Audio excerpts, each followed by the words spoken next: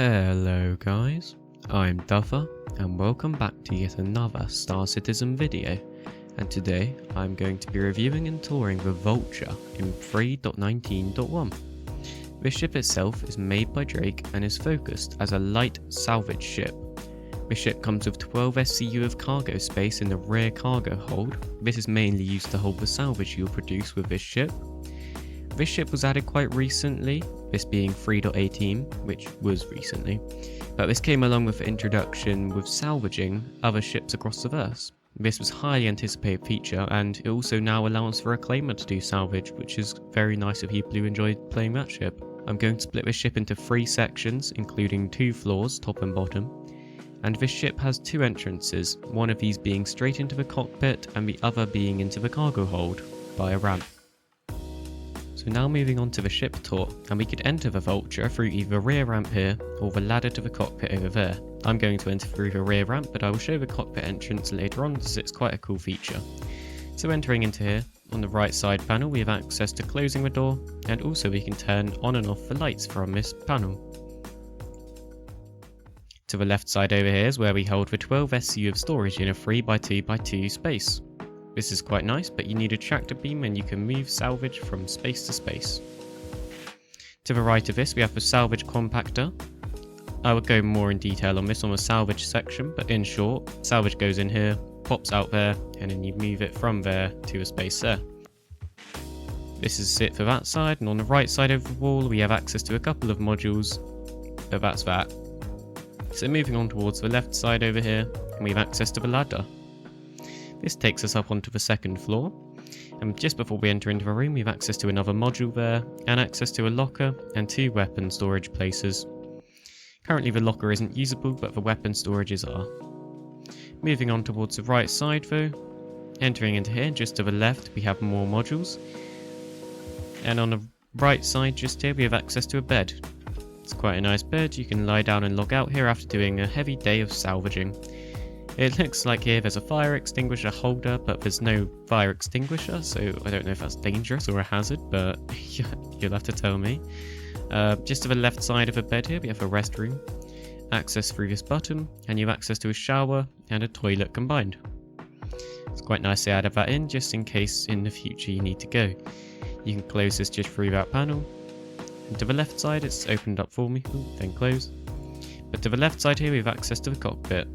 Left and right of this we have access to a couple more modules, but going into this seat, quite a nice entering animation, and going into here we have access to 5 screens. This is quite a decent amount and will not give you too many, but just enough screens. We have access to quite a few buttons down here to exit the ship, another one to open the exterior and lock it. This one here is to do quantum drive, and then you have engine on and off, power on and off, and they're the only 2 buttons that side. The right side buttons do not work unfortunately, and there's no ejector seat, but you wouldn't really need that for a ship like this. You can see quite a lot from a cockpit, not really above you. You can see below you decently well with this little bit down here, but to the left and to the right as well we have clear view, 180 degrees nearly. There also is a quite nice view here onto the side of the ship. Now before I leave the ship tour, I'm going to show you the little ladder section through the right of the ship. This is another entrance, and I'll start from the bottom. I'll start showing it from the bottom. So starting off from the bottom of the Drake Vulture, you can see here we have a ladder. You can climb up this, which is really cool. It actually opens up and you can climb up to a vehicle.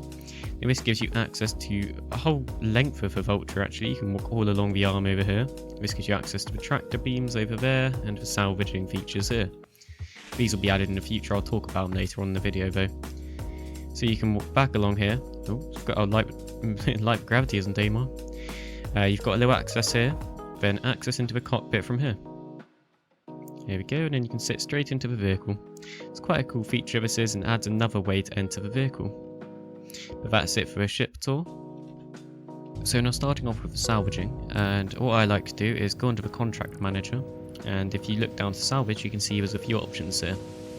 Now it tells you what the ship is and tells you where your ship's going to be located, so look for one that's close to you. For me mine was already there, so I've already claimed mine, but you click, there's a little fee of 1,000, and then you get a little pop-up where you got to go, and then you just quantum drive there. It's So I'm now at the salvage claim of the Prospector. It only took me a few minutes to get here.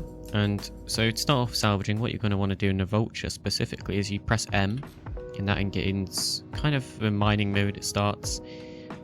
Okay, so now that you've entered mining mode, you can right click and it will change the kind of the scraper that you'll use. I like to use a clinch just because it has a higher efficiency rate, but you could use the other one if you wanted to. So down the distance to target, you want to make sure that's in the blue and not the red. If I get too close, you'll see it goes red. So just make sure you're kind of like 18 meters away maybe. And if you left click, you will start to salvage. But what you can do is you can press G, and it'll mean you operate the salvage arm separately. You're going to want to keep this on the salvage down there. And you can see this little blue valid thing down the bottom. When that's at 0%, it means you're not salvaging anything, so you want to keep it in kind of a higher percentage. And you can see on the Prospector that it's mining away some salvage. Now you'll also see up in the top left where it says cargo, my cargo space is being filled up. Once that gets filled up, it'll, like, you can still carry on salvaging, but don't. Or else you're just wasting the salvage of the Prospector. You can also see the vehicle hull there says how much is left of the salvage. That just means how much is left on the part you're selecting. So you can see when I start salvaging this bottom bit, it goes down. This does take quite a while on the Vulture, but you can make a maximum of like 94k, I think it is, with 12 SCU. They sell for about 1 SCU, not 1 SCU, 7.7k thousand per SCU of cargo. So you can see now I'm approaching, it says filler station ejecting. It will automatically eject, but what you're going to want to do now is press Y to get out of your ship. You will need a true hold tractor beam and a pyro multi-tool to be able to do this, to be able to move the cargo space. But if you don't have one, you can make it down the bottom, like I'll show in a second. But you're going to go down this ladder out here, and you can see there it popped one out just there.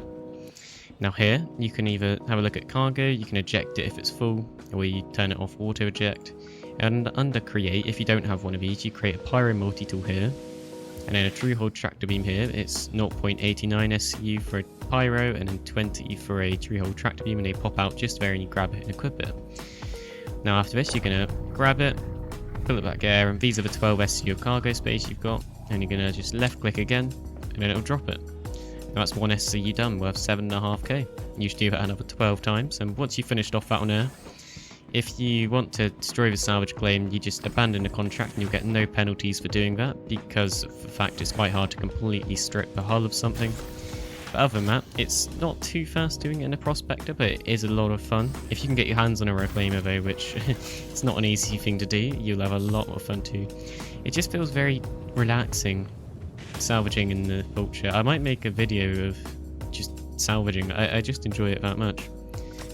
So now moving on to the weapons and manoeuvrability of the ship, and it comes stock with 2 Bulldog laser repeaters.